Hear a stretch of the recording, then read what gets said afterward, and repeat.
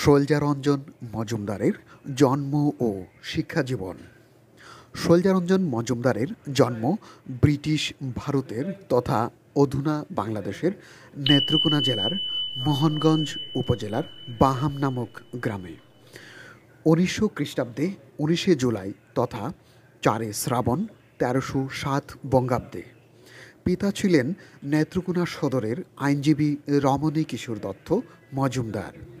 মায়ের নাম ছিল সরলা সুন্দরী।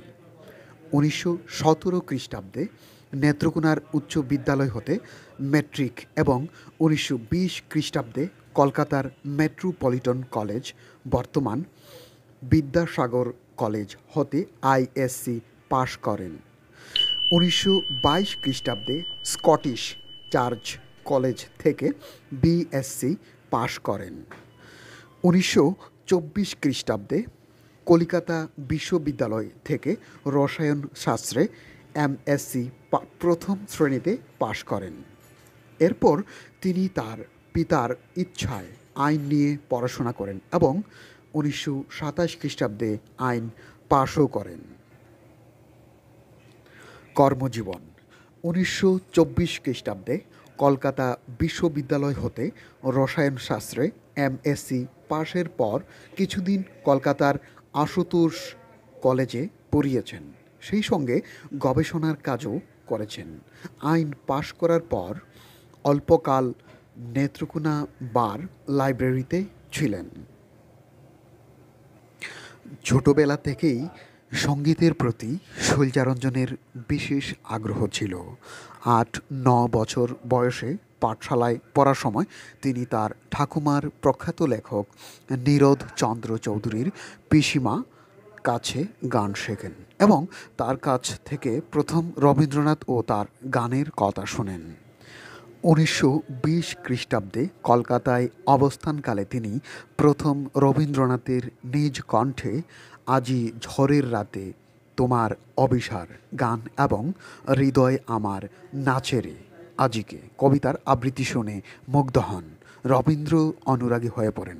শান্তিনিকেতনের অর্থনীতির অধ্যাপক প্রভাত চন্দ্র গুপ্তর উদ্যোগে তিনি 1932 খ্রিস্টাব্দে শান্তিনিকেতনের রসায়ন শাস্ত্রের অধ্যাপক রূপে যোগ দেন। এর সুবাদে কবিগুরুর কাছে রবীন্দ্র সঙ্গীতের শিক্ষা গ্রহণ শুরু করেন। রবীন্দ্রনাথের কাছে গান শেখার পাশাপাশি তিনি রবীন্দ্রসঙ্গীতের স্বরলিপি করা শুরু করেন। রবীন্দ্রসঙ্গীতের সংরক্ষণ ও তার শুদ্ধতা বজায় রাখার ক্ষেত্রে তার অবদান অসামান্য। তিনি তার সুদীর্ঘ জীবনে বহু ছাত্রছাত্রীকেও রবীন্দ্রসঙ্গীতের শিক্ষাও দিয়েছেন। এদের মধ্যে উল্লেখযোগ্য ছিলেন কণিকা বন্দ্যোপাধ্যায়, নীলিমা সেন, অরুন্ধতী দেবী, শুভ গুহঠাকুরতা প্রমুখ।